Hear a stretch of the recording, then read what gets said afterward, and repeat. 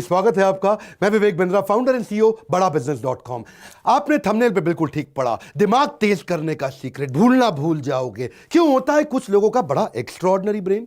आपने देखे, आप जानते हैं, वो सारी स्टोरी जानते हैं। इलॉन मस्क 8 साल की उम्र में कोडिंग सीख गए, 11 साल की उम्र में जबरदस्त एंटरप्रेन्योर, पहली गेम बना के $500 की बेच दी। वॉरेन बफे कैसे 11 साल की उम्र में स्टॉक ट्रेडिंग कर रहे थे, नोट छाप रहे थे। माइकल फेल्प्स 7 साल की उम्र में दुनिया भर में स्विमिंग करते, 10 साल की उम्र में तो नेशनल रिकॉर्ड बना दिया। टाइगर वुड्स 6 महीने की उम्र से पिता को गोल्फिंग करते देखते थे, देखते ही देखते दुनिया के सबसे बड़े गोल्फर बन गए। विराट कोहली, कभी सोचा है आपने, 3 साल की उम्र से बल्ला घुमा रहे हैं। लता मंगेशकर जब 5 साल की थी तो कॉन्सर्ट्स में पार्टिसिपेट करना शुरू कर दिया क्योंकि 3 साल की उम्र से गाना गा रही थी। कई बार आपका बच्चा मैथमेटिक्स में कमजोर है, गणित नहीं कर सकता वो, लेकिन वो एक्टिंग करना जानता है। आप उसको मैथ का टीचर लगाते हैं, मैं होता तो उसको एक्टिंग का टीचर लगा के देता। आपको वीडियो के पहले ही बता देता हूं, वीडियो 2 हिस्से में होगा। पहले हिस्से में आपका और आपके बच्चों का दिमाग को थोड़ा तेज कैसे किया जाए, वो क्या है तेज दिमाग का सीक्रेट। दूसरे हिस्से में एक बिजनेस मॉडल भी दूंगा। मेरे हर वीडियो में बिजनेस मॉडल तो होते हैं ना, क्योंकि बिजनेस वीडियोस देता हूं मैं आपको।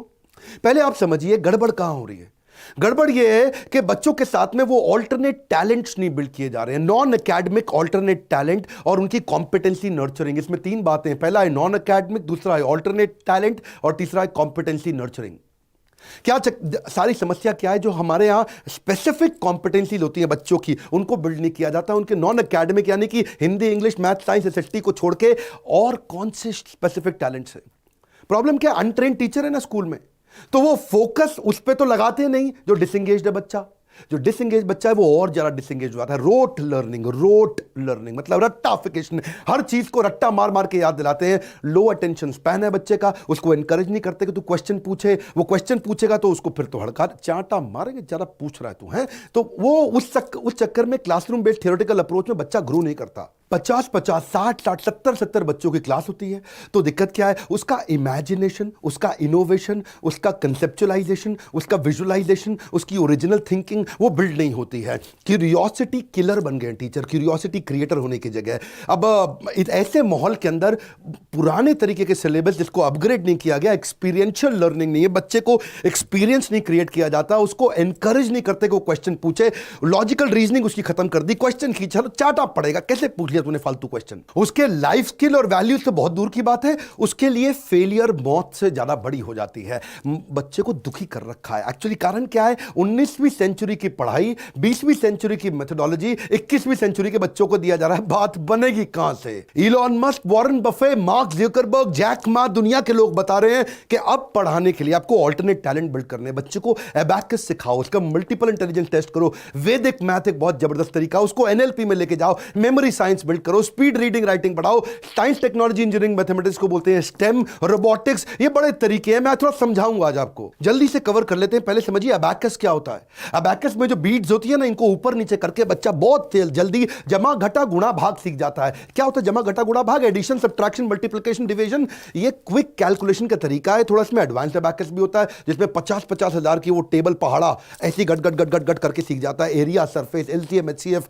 4th क्लास में पढ़ा था मैंने, आप तो जानते ही हैं। स्क्वायर रूट निकालना, प्रॉफिट एंड लॉस समझना, simple interest, time and distance फट से सीख लेगा। अबैकस से बच्चा लाइटनिंग स्पीड पे कर सकता है कैलकुलेशन। 32,590 का टेबल बहुत तेजी से लिखेगा। हमारे देश में प्रियांशी सोमानी ने वर्ल्ड रिकॉर्ड बना दिया। 6 साल की उम्र में उससे प्रैक्टिस शुरू किया, 11 साल की उम्र में सारे वर्ल्ड रिकॉर्ड बना दिए। इससे memory, mental agility, efficiency, listening skill, visualisation, observance, बहुत तेजी से कंसंट्रेशन सब बढ़ता है फटाफट। वैसे ही ये सब समझने के लिए दूसरा पॉइंट बड़ा इंपॉर्टेंट है, इसको बोलते हैं मल्टीपल इंटेलिजेंस टेस्ट। अपने बच्चों को कराइए आप, इसको डीएमआईटी भी बोलते हैं आप, मल्टीपल इंटेलिजेंस टेस्ट। उसमें आपके ना बच्चे का क्वेश्चन पता चल जाता है, उसका emotional question, social question, intelligence question, creative question वो है कैसा। उसकी डिस्क प्रोफाइलिंग कराओ कि भाई वो डोमिनेंट है बच्चा, जैसे चील होता है बहुत डोमिनेंट होता है, या फिर वो इन्फ्लुएंसर है बच्चा, जैसे पीकॉक होता है ना, अपने डांस के इन्फ्लुएंस से वो दूसरी वाली पीकॉक को अट्रैक्ट कर लेता है। या फिर वो थोड़ा स्टेडी है, जैसे वो होता है ना बगुला, बको ध्यानम, बड़ा फोकल्ड होता है उसका, बको ध्यानम,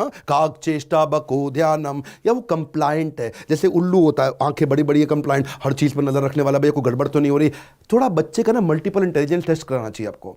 उससे उसकी लर्निंग स्टाइल का पता चलेगा कि बच्चा विजुअल है, देख के सीखता है, या ऑडिटरी है, सुन के सीखता है, या काइनेस्थेटिक है, हाथ से छू के थोड़ा एक्टिविटी करके सीखता है। उससे उसका स्वॉट एनालिसिस निकल जाएगा, उसकी स्ट्रेंथ, वीकनेस, अपॉर्चुनिटी, थ्रेड। मेरी स्पीड तेज है पर आप भी ध्यान से सुनिए, वीडियो बड़ा कमाल का है। उसकी स्ट्रीम सिलेक्शन का पता लग जाएगा, बच्चा आगे सिलेक्ट क्या करेगा, वो साइंस में जाएगा, कॉमर्स में जाएगा, आर्ट्स में जाएगा, करियर ऑप्शंस निकल के आ जाती हैं। जल्दी बच्चों का टैलेंट पता चल जाए तो आप कमाल कर सकते हैं। हमारे देश में कई बच्चों ने कमाल किया। आकृत जायसवाल 7 साल की उम्र में उसने पहली सर्जरी कर दी स्किन के ऊपर। 12 साल की उम्र में उसने अपनी मेडिकल यूनिवर्सिटी के अंदर ज्वाइन कर लिया और मास्टर डिग्री 17 साल की उम्र में कर लिया। ओपरा विनफ्री के साथ वो बिल्कुल हेडलाइंस पे आ गया। मेरे 8 पॉइंट में तीसरा है वैदिक मैथ। ये वैदिक मैथ बड़े कमाल की चीज है। मेरे दूसरे डायरेक्टर हमारी कंपनी के संजय कथुरिया जी, उनसे मुझे पता चला, आप जानते हैं 1884 में जन्म हुआ था शंकराचार्य जगन्नाथपुरी के भारती कृष्ण तीर्थ स्वामी जी, हिज होलीनेस शंकराचार्य स्वामी जी ने वैदिक मैथ को लाकर के पूरे देश के सामने रखा और पूरी दुनिया आज उसको फॉलो कर रही है। वैदिक मैथ से आप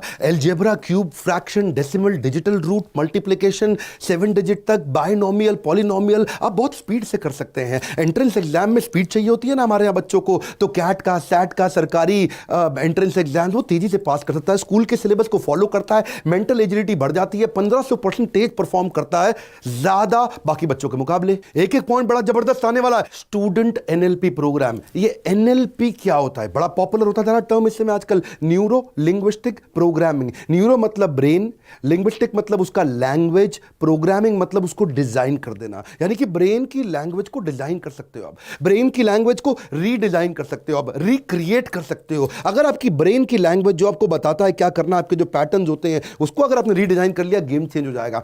आप फ्यूचर विजुअलाइजेशन कर सकते हैं। याद है ना मिल्खा सिंह रेस जीतने से पहले विजुअलाइज करता था कि वो रेस को कैसे ट्रैक पे भागेगा। वो फ्यूचर विजुअलाइजेशन उसको ट्रांस में कराना आना चाहिए। वो होता कैसे, वो अल्फा म्यूजिक पे होता है। अल्फा, अब इसकी टेक्निक्स होती हैं। आपको बच्चे को, आपने तो कराई नहीं, आपको तो आती नहीं है टेक्निक्स कि कैसे कमांड दिया जाए about desired outcome. Alpha music चलाओ, आराम से म्यूजिक चलता है, वहां पे उसको कमांड दिया जाता है कि कैसा उसका डिजायर्ड आउटकम हो। वो अपने फ्यूचर को विजुअलाइज कर सकता है, उसके बाद वो अपना विजन बोर्ड बना सकता है। Mental preparedness before physical preparedness, इसको क्या बोलते हैं, mental preparation before physical preparation.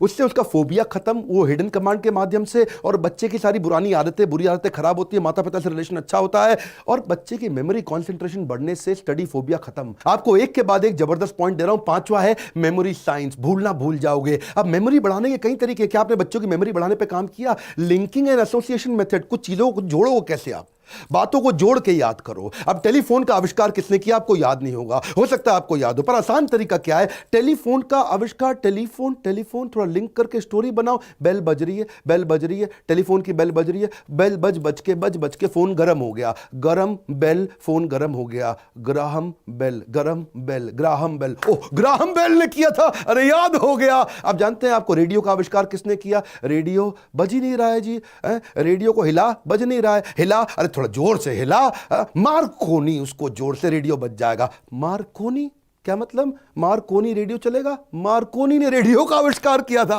वो याद हो गया, मार्कोनी ने किया था। इसको क्या बोलते हैं? बेसिकली तरीके हैं ये, या एक्रोनिम बना लो, किसी चीज को जोड़ लो। याद है ना बॉड मास, बचपन में आपने सीखा था, है bracket of division, multiplication, addition, subtraction, BODMAS, acronym बना लो, याद हो जाएगा। विबग्योर, वो जो कलर्स थे, violet, indigo, blue, green, yellow, orange, red, ये क्या है? ये तरीके हैं, एक्रोनिम से भी आप कर सकते हो। या फिर आप ब्रेन जिम बनाओ बच्चों का। ब्रेन जिम में एक हाथ से स्क्वायर बनाना सिखाओ उसको और एक हाथ से सर्कल बनाना सिखाओ। ये दो एक साथ करने मेरे लिए भी मुश्किल हो रहे हैं जी, मैंने भी बचपन में नहीं किया था, आप करा लो अपने बच्चों को। ये बड़े, कहीं मैं आपको वीडियो से नहीं दिखा रहा हूं, साथ साथ आपको समझ में आए। मेमोरी बढ़ाने का एक बहुत बढ़िया तरीका बताऊं, मैं आपको अपना बोर्ड लाइन नंबर नहीं बताता, लेकिन एक स्टोरी के माध्यम से मेमोरी बिल्ड करने का एक जबरदस्त तरीका बताऊंगा आपको। देखिए, पहले एक छोटी सी स्टोरी सुनते हैं। मैं एक रेस्टोरेंट में गया, खाना खाने के लिए गया, वेजिटेरियन हूं, लेकिन उसने नॉनवेज खाना खिला दिया, मुर्गी सर्व कर दी मेरे को थोड़ा गुस्सा आया। मैंने वो नाइफ और फोक साइड में रखा, मैंने बोला शेफ को बुलाओ, मैनेजर को बुलाओ। तो दरवाजा खुला तो उसमें से वेटर भी आया, शेफ भी आया, मैनेजर भी आया, जनरल मैनेजर भी आया। उसने आके माफी मांगी, बोला डॉक्टर बिंद्रा, हमारे यहाँ वेजिटेरियन खाना था ही नहीं, लेकिन उन्होंने अपने गार्डन से सारे फ्रेश फ्रूट तोड़े, वहाँ पेड़ों से, ट्री से तोड़ करके, उसके बाद मेरे को फ्रेश फ्रूट सैलेड खिलाया। अब इसमें हमारा बोर्ड लाइन नंबर छुपा हुआ है। आप कहेंगे बोर्ड लाइन नंबर कैसे छुपा हुआ है? मैं आपको बताता हूं, मैं इसका ट्रिक सिखाऊं आपको। ट्रिक क्या है इसके पीछे? मैंने हर एक नंबर को एक इमेज दे दिया। 9 को इमेज दिया डाइन, 8 को इमेज दिया प्लेट, 10 को इमेज दिया हैन, 5 को इमेज दिया नाइफ, 4 को इमेज दिया डोर, 4 4 4 4 यानी कि door door door door door से खुल के कोई आ रहा है वहां से, और 3 को इमेज दिया ट्री। अब आप समझ सकते हैं जी, 9 मतलब मैं डाइन करने गया, और 8 का मतलब मैंने प्लेट में बैठा, और 10 में मतलब मेरे को हैन से सर्व कर दिया, 5 का मतलब मैंने नाइफ उठा के साइड में रखी, 4 का मतलब चारों उतर के खोल के डोर डोर 4 4 4 4 आ गए, और 3 का मतलब भाई मैंने, उसने बोला कि मैं ट्री से आपको फ्रेश फ्रूट ला के खिला देता हूं। तो मैंने एक स्टोरी बनाई, उस स्टोरी के साथ मैंने हर नंबर को एक इमेज दिया, तो माइंड में स्टोरी याद रह जाती है, और स्टोरी से लिंक करके मैंने नंबर याद कर लिया। मैं इसको थोड़ा समराइज कर दूं, बात यह है कि कहानी के माध्यम से आप कुछ भी याद कर सकते हैं। अगर किसी नंबर को कहानी बनाने की प्रैक्टिस करके तो कुछ भी याद कर लोगे आप। हाँ, जैसे आप किसी हर नंबर को कुछ इमेज दे दो आप, जैसे 1 को बोलो सन, 2 को बोलो शू, 3 को बोलो ट्री, 4 को बोलो डोर, 5 को बोलो नाइफ, 6 को बोलो विक्स, 7 को बोलो हेवन, 8 को बोलो प्लेट, 9 को बोलो डाइन, 10 को बोलो हैन। अब आप कुछ इसकी कहानी बना दो, और वो कहानी याद हो जाएगी, वो कहानी के साथ नंबर अपने आप आ जाएगा। जैसे आपको मैंने बोर्ड लाइन नंबर बताया, हमारे यहाँ पे ना कार्तिक चिदम्बरम नाम का लड़का 9 साल की उम्र में चेस में सुपर चैंपियन हो गया, 12 साल की उम्र में वो ग्रैंड स्लैम जीत गया। क्यों? क्योंकि वो सारी के सारे चेस के सारे मोहरों को आगे तक विजुलाइज करता है, इससे विजुलाइजेशन पावर बढ़ जाती है। बच्चों की ना ब्रेन फैकल्टी खोलनी है। इच्छा तो है वीडियो बहुत लंबा करूं, लेकिन समय थोड़ा कम रहता है। छठा पॉइंट है, आप बच्चों को थोड़ा स्पीड रीडिंग, स्पीड राइटिंग सिखा सकते हो क्या?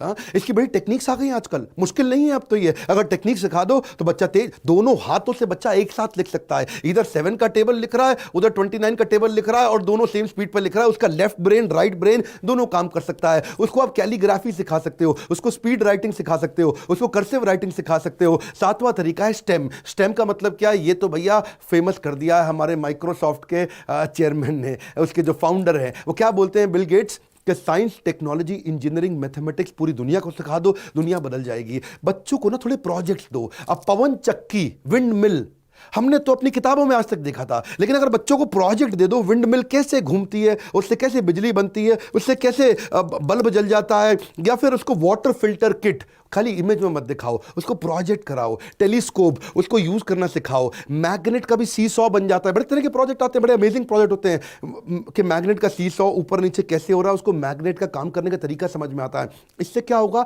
उसकी क्रिएटिविटी बढ़ती है, उसकी इमेजिनेशन बढ़ती है, उसका एप्लीकेशन समझ में आता है साइंस का। आपको पता है हमारे देश में एक लड़की आयशा, 16 साल की उम्र में उसको पहली, मतलब छोटी उम्र में पायलट का लाइसेंस मिल गया। क्यों? साइंस टेक्नोलॉजी में उसका इंटरेस्ट था। 20 साल की उम्र में she was India's youngest pilot, और जब वो 12वीं क्लास में थी तो स्पेस ट्रेनिंग प्रोग्राम में नासा ने उसको सिलेक्ट किया। और मेरा 8वां पॉइंट है, बच्चों को थोड़ा रोबोटिक्स और कोडिंग सिखाओ।